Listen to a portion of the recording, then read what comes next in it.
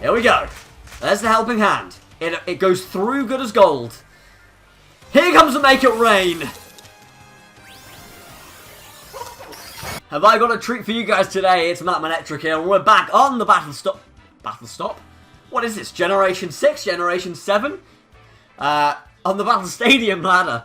And today we've got a rain team featuring Floatzel and Tinkaton. The reason this whole team is built, right? The whole reason Tinkaton is used on here is purely because of Mold Breaker. Mold Breaker can be used to use Fake Out on Inner Focus Pokemon, but that's not the key reason it's used. If you don't know what Gholdengo's ability is, it is good as gold. It blocks any status move. So, Spore, Thunder Wave, Fake Tears, anything of that nature, any move that isn't going to deal damage, it will block it. And that is where Tinkaton comes in. Because Tinkaton is the only way you can use Helping Hand on Gholdengo. Because Good as Gold would usually block it. So the entire goal of this video, can we get a Helping Hand boosted Make It Rain off onto something and take big knockouts? Now, it's easier said than done because this Gholdengo is max speed, but it's got a modest nature. And since San Diego, most Gholdengo are running max speed timid. And obviously Gholdengo threatens Gholdengo. So, and also, it's very helpful if you can get Tailwind up before Gholdengo comes in. So it's very difficult to position it, but we're going to see how we can do. Hit the like button and subscribe if you want to see more. And let's just jump straight into it. Okay guys, on to game 1 then. We have Garchomp, Hydreigon, Gengar, Corviknight, Rotom, and Grimmsnarl. A super bulky team, and actually a team that this team might suit quite nicely. It's going to be really important to get that Tailwind up early, start dishing out Thunder Waves here, there, and everywhere. So we can't Thunder Wave with Garchomp, but certainly Tinkaton can threaten it. I actually quite like Dragonite in this. I mean, the Corviknight might be a bit of an issue. I also like Floatzel Pelipper, but again, there's an issue, and that issue is called Rotom. But Floatzel being able to hit so much for super effective damage, or at least neutral, and do a lot, could be really, really handy here. So I think I will lead with the rain combination. I'd love to set Tailwind up and have Gholdengo come in the back. And I think Amoonguss has to come as a way of helping me against that Rotom. Between Amoonguss or Dragonite, really. Amoonguss doesn't have a Grass-type move, which makes me want to bring it less. I think we'll go Dragonite. Dragonite also gives me an option into the Garchomp. Obviously, I can switch in on the onto the potential Earthquakes, so I think I like that. So it's going to be the Rotom Corviknight lead.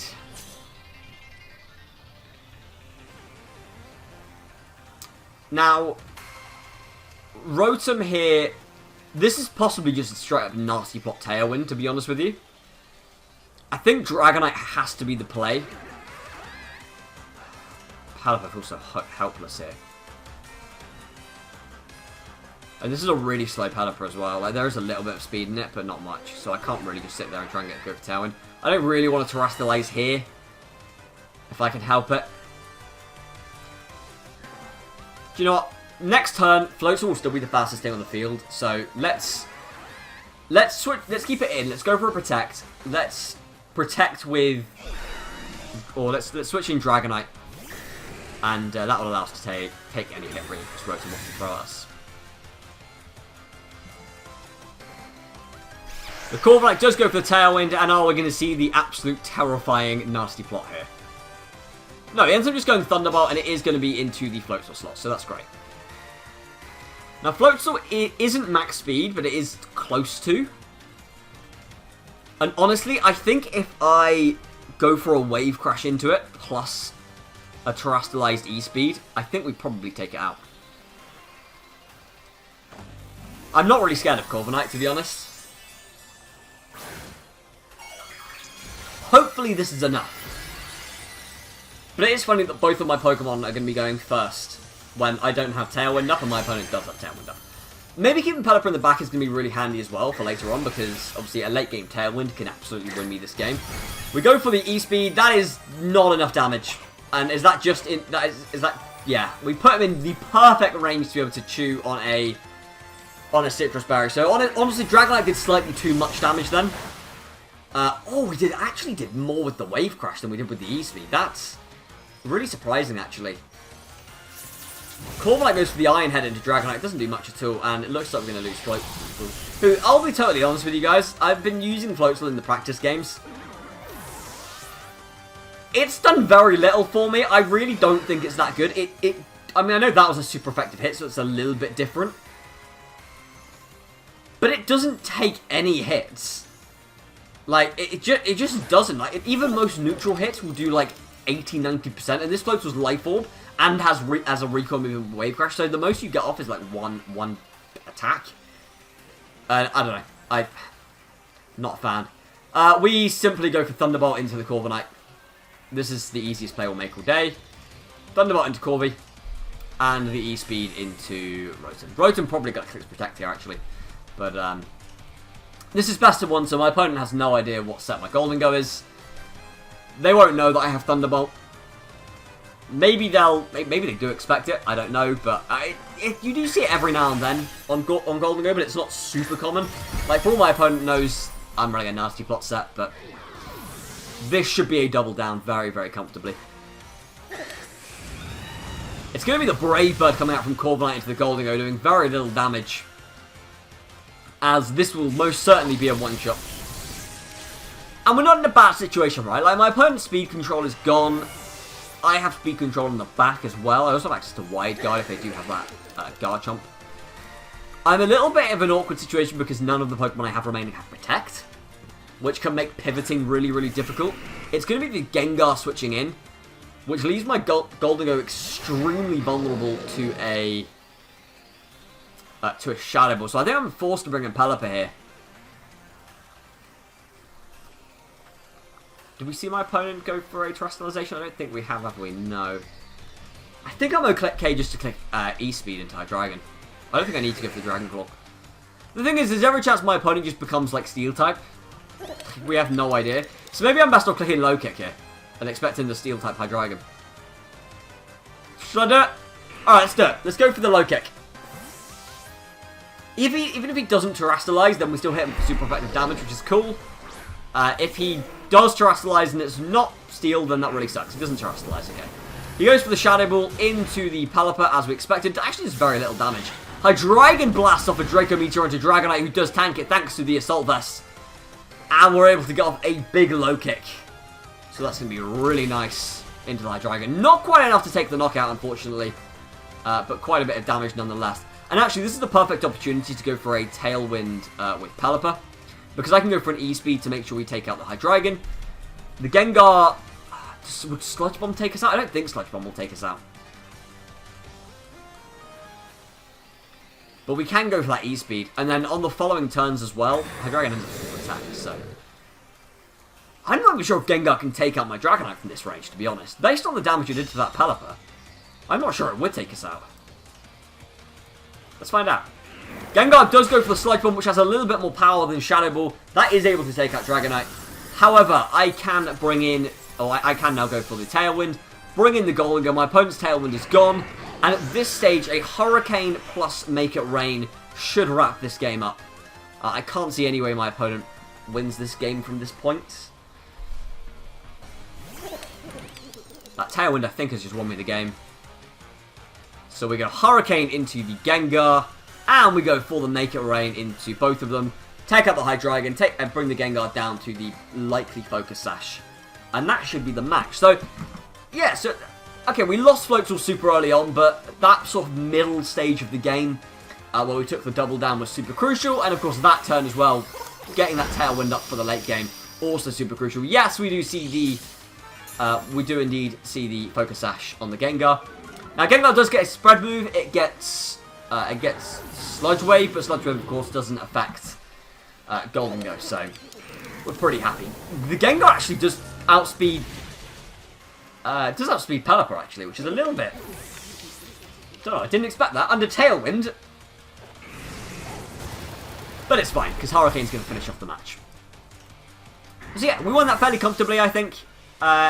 If my opponent had maybe one or two more turns, they possibly could have pulled the win out the bag. But no, I think we managed that game right. We made the right switches and overall played pretty well. Let's jump into game 2. So our next opponent has a Dragonite, a Hydreigon, a Magnezone, which is pretty cool, a Kingambit, a Murkrow, I forgot what it was called, and an Amoonguss. So Dragonite is an absolute must in this game. This team really tends to struggle against Steel types, but Dragonite has low kick, so really, really important. Like, the problem is Gholdengo just isn't going to be having that same damage output in this game. Like, there's so much that's going to be able to deal with it and take its hits. So Dragonite's definitely the lead. I'm considering bringing Tinkaton as well. I think the Helping Hand boost could be pretty massive. I could also go Pelipper and go for a Tailwind, actually. So help Dragonite get going. The thing is, I don't want to bring Gholdengo, but there is an Amoonguss with Spore, and that concerns me a lot. If I bring in Pelipper, I may as well bring the Floatzel. He does have a couple things that resist water, but all those three things are weak to ice. So Floatzel should still be able to do quite a considerable amount of damage. And then maybe I go Amoonguss. Now, you've got 2 Dragon types. Surely I bring Tinkaton here. I think I just feel more comfortable going with Amoonguss. But Dragonite is likely going to be the MVP. It hits... Does the Dragonite have Ice Spin? It does. I think the Dragonite hits every single Pokemon on my opponent's team for super effective damage, which is quite considerable, really. The move it has for the Steel types, we saw it in the last game, is Low Kick. So obviously, Extreme Speed, Dragon Claw, Ice Spin are all resisted by Steel, but Low Kick kicks the Steel type. So when the opponent has a Gholdengo, then it makes things a little bit awkward for Dragonite. But it's going to be Murkrow Dragonite as I bring Pelipper Dragonite. My Dragonite, I don't think, wants to be in this situation at all. What is our Terra type, by the way? Oh, normal, of course it is. I think I'm going to bring in the Amoonguss just to sponge a hit. And we'll get the Tailwind up. I mean, if I'm bringing in Amoonguss, Tailwind's not that helpful to me, is it? Yeah, I don't know. Possibly I should have bought Gholdengo specifically for this Dragonite. Because Dragonite's a massive threat. It goes for the Ice Spinner into... Wow. Okay. Do I just lose Amoonguss straight up? Do I just sack it? Is that what I do here? I might just have to sack it. I could go for a Hurricane to break a potential multi-scale. Which I think I have to do. Obviously, I don't know if he's in a focus or multi-scale. So, yeah, we'll do that. My opponent definitely wants to try and shut down Amoonguss, though, because he does not want spores going off. We actually see the Brave Bird come out from Murkrow, which is not a super common thing to see. It's much more likely to be foul play. And I presume this is going to be an extreme... No, we wouldn't be extreme speed. It's going to be an Ice Spin. Oh, so maybe this is choice banded. But Pelipper, of course, takes that just fine. And Hurricane is going to break a potential monster. We get Confusion, which is pretty big, actually. That is pretty big. We like that a lot. And this is actually a prime situation to bring in Floatzel. There is a banded Dragonite on the field. We can go for an Ice Spinner into it. Is that too predictable, though? Probably. I do have a Dragonite in the back. I actually am going to go for an Ice Spinner here into the Murkrow instead. I'm going to switch out Pelipper and bring in my own Dragonite. There is no way this Dragonite stays in if he's banded. No way. Although, surely a banded Ice Spinner would have done more to Amoonguss. But why would you go Ice Spinner there? Like, Brave Bird was always going to take out Amoonguss in that situation unless I Terrestrialized. So maybe that's what you were scared of. I'm having second thoughts on that turn. I'm having severe second thoughts on that turn.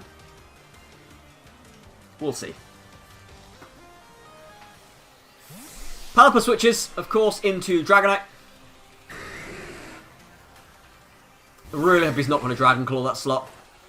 Floatzel goes for the Ice Spinner. The Dragonite stays in. We do take out the Murkrow, so no Tailwind in the future for my opponent. And are we going to see a Dragon Claw? Oh, they are confused, of course. So that is in my benefit, and they just got Ice Spinner to Dragonite. And that's a knockout. They just chose to stay in. They just chose to stay in. I mean... my opponent definitely switches out Dragonite here. They'll switch out because they'll want the E-Speed to go to hit Floatzel with. So I'll probably target that slot anyway, but I'll probably go for Wave Crash. The issue is with this team is Floatzel is so frail. I think I'd prefer this team if it was Dreadnought. Dreadnought's seen some success in the recent regionals. Now, I would love to see Dreadnought on this team. I really would. So much bulkier. I have to go Wave Crash. In fact, you know what? Let's Terrestrialize and go Wave Crash. And we'll follow up with the Hurricane into Magnezone. And my opponent continues to stay in with the Dragonite.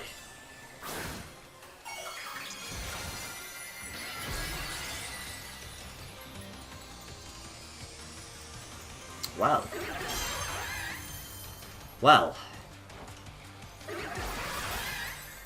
We go for the Wave Crash into the Magnezone.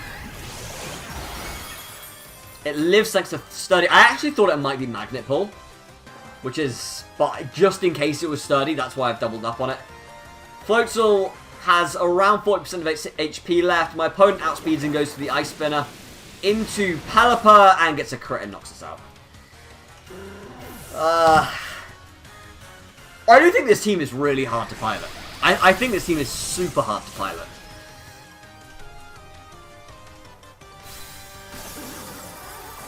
I've actually lost far more games in practice than I've won with this team. It's really quite difficult to use, and I'm quite clearly struggling with it. Okay, so our game number 3 is Medicham, Gastrodon, Tyranitar. We've got the Tentacruel, the Garchomp, and the Rotom Heat. It's another pretty difficult game for Gholdengo, to be honest. I think I'm going to go Floatzel, Pelipper, try and set up a Tailwind, and then bring Tinkaton and Gholdengo in the back. Because I really want to see Tinkaton and Gholdengo do something. Maybe this wasn't the right option because he does have the Gastrodon, which he probably brings, but I really want to see this combination do something. I really want to use Helping Hand on my Gholdengo and see it go to work. Toedscruel and Medicham are the lead. So probably going to see a Fake Out here into a Spore would be my guess. Or a Fake Out into a Trick Room. Floatzel absolutely just has to kick Protect. And I'm going to go for the Hurricane into the Toedscruel because it's a little bit on the bulkier side. Now my opponent could go for a Trick Room here, and if they go for a Trick Room, I'll be totally honest with you, I don't know what I do. I really don't know what I'm going to do if they Trick Room. I think that could put me in all kinds of a difficult spot. Most Tentacruel or Toedscruel that I see don't run grass type offensive moves. It's usually Earth Power. The Fake Out does go into the Floatzel, so we are going to get a super effective Hurricane off into the Toedscruel, which is super nice. How much are we going to do here? Around 50%, so yeah, that's cool. But we are going to see the Citrus Berry proc. Now we're going to see a Trick Room, or are we going to see a Spore? It is going to be the Trick Room. Okay. Now, I don't think Pelipper minds this too much. And we do have Aqua Jet. I'm going to go Ice Spinner into Tentacruel, and I'm going to go for the Hurricane into Medicham. The reason I don't want to go for the Water Type move here is purely because of Gastrodon. If we don't see Gastrodon switch in this turn, they probably haven't bought it. And maybe they thought that, oh, Gastrodon's on the opposition team, I'm not going to bring my Water Types. It's the Toedscruel that's going to switch out here. And it's going to be the Tyranitar switching in. So obviously wants to remove the Rain. We're going to see Medicham get caught by this Hurricane. Get brought down to the Sash, so it will go down to the Sandstorm, which is really nice for me, obviously. And get hit by Confusion, so they may hit themselves here, and I may get some damage up into this T-Tail. Do they hit themselves? No, they go for the Skills Up. So this is now a pure power Tyranitar. Incredibly threatening as Floatzel fires off an Ice Spinner into it. Wow, that is extremely threatening. I don't know if you know Tyranitar's base attack, but it's about 135-ish, somewhere in that region. And my guy has just doubled it in one move. So yes, incredibly threatening. And if that Gastrodon switches in here, it means that my Floatzel is not going to be able to get off a water type attack into it. It's going to be the Toedscruel switching in, actually. I think the play here is probably Aqua. I want to save the... how many turns of... So I think what I'm going to do here is go for the Aqua Jet into the Tyranitar, and I'm going to go for the Wide Guard. Rock Slide is the most obvious move here, and I honestly believe that if my opponent had bought Gastrodon, we would have seen it by now. So we'll go for the Wide Guard. The Toedscruel goes for the Rage Powder, as I, of course, go for the Aqua Jet. And that does very little damage, to be honest with you. But we're expecting to see a Rock Slide here. And we do see the Rock Slide, so... Kind of wish I went for Wave Crash instead. Or the Ice Spinner. But it's important that we stall out these... we stall out these Trick Room turns. I do have the Tinkaton in the back, which does resist Rock. So with Floatzel, I'm going to click Protect, and I'm going to switch out Pelipper, and I'm going to bring in the Tinkaton. Because I could see him going for Crunch. After seeing me go for Wide Guard, I could see him going for Crunch this turn. Tinkaton does resist it. I mean, obviously it's huge power, pure power T-Tail, so it's going to be...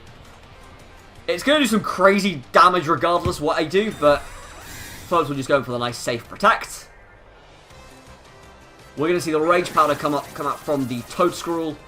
And what are we going to see from the T-Tar? It's going to be the Rock Slide again, which we do, of course, resist. So Tinkaton, a very nice Pokemon to have in this situation. And I believe there is one more turn of Trick Room remaining. Which is great. Because this time, I can literally go for the Ice Spinner into Toedscruel and go for Fake Out into Tyranitar. That's going to stop it, stall up that last turn of Trick Room, and Floatzel's going to be able to take the knockout into the Tentacruel. Or the Toedscruel, I should say. I don't remember what was in the back. I don't think we've seen what else in the back, actually. But this is now putting a lot of pressure on my opponent. The T-Tar may want to go for the Protect, which is fine, because all I need to do is shut down the potential Trick Room. Tinkaton goes for that Protect, and the Toedscruel goes to the Rage Powder, which is absolutely fine on my watch. Absolutely no issues with that. And Floatzel goes for the Ice Spinner. Down goes the Toedscruel. So there's a part of me that kind of wants my opponent to actually take a double down here, because I really want to finish this game up with a Helping Hand, Terra Seal boosted, Make It Rain from Gholdengo, and just do absurd damage with it.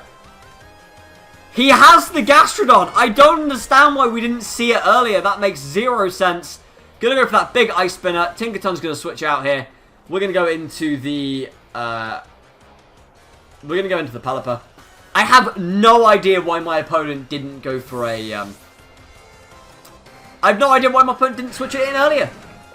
I have no... That makes zero sense to me, but okay, it's fine. We're going to see a Terrestrialization from my opponent. It could be the Fire typing on Gastrodon. It's not. It's going to be Flying typing on Tyranitar, which is perfectly fine. That's okay. That is okay by me. Ice Spinner is going to come out. It is Life Orb, but it's going to do not very much damage at all to the Gastrodon, actually. That was super underwhelming. As Tyranitar goes to the Rock Slide, which will undoubtedly be a double down. Because I don't even know if a Make It Rain is actually going to be able to take out Gastrodon here. I honestly don't know. But I'm going to trust, right? I'm going to trust the Helping Hand. I'm going to trust the Terra Steel. I'm going to trust the Choice Specs. I'm going to trust the absurd power of Make It Rain. And see if we can take out the... I'm going to see if we can take out this Gastrodon. In the very least, I would expect it to put it into range where either another Make It Rain or a player finishes it off. So let's see how we get on in the rest of this game. Mold Breakout obviously is a thing. We're going to go for the Helping Hand. This is the only way you can see Helping Hand get used on Gholdengo is if Mold Breaker is in effect. We're going to go for the Make It Rain here. Let's see how much we do. Hopefully there's no Protect on that T-Tail. We haven't seen it at all. It's probably AV, would be my guess. Let's see how much damage we can do. This is what you've all been waiting for. How much damage does this Helping Hand, Modest Nature, Specs, Terra Steel, Make It Rain do? Here we go. There's the Helping Hand. It goes through good as gold. Here comes the Make It Rain. Boom! And it's not enough to take out the Gastrodon. Unfortunately, it does take out the extremely threatening T-Tar though. Does Gastrodon have enough in its locker to be able to wrap this game up? Does it have that Earth Power? It does have the Earth Power. It goes to Tinkaton. Tinkaton has a very nice natural special defense though. And it is able to live the hit. And do you know what? Just for good measure, we should do that again because that was great fun. So let's go for that Helping Hand and Make It Rain once more. And it's really funny that we're going for Make It Rain in the rain. I just find that super ironic. Here we go. They end up forfeiting, so we don't get to see it a second time. But at least we got to pull it off once. And it was the game-winning play. So that's super cool. So yeah, a cool team. It's very, very difficult to pilot because all your offense is... all your offense is from quite frail Pokemon, right? This Gholdengo usually likes to run a bit of bulk at the moment. But this one is max speed, max special attack with a Modest Nature. You got Floatzel, super frail. You've got Dragonite is bulky, but it feels like whenever you need to bring Dragonite, it's getting threatened. I don't know, maybe that's just me not positioning it properly. But if your like strong attackers go down, then you're kind of left with Tinkaton, Pelipper, and Tinkaton, Pelipper, and Amoonguss, which really offer nothing offensively. So it's pretty difficult to pilot. But give it a go. See how you get on. It is really fun going for the Helping Hand Make It Rain, I have to say. It is really fun. So give it a go. Links, as always, in the description. I'll see you next time. Cheers.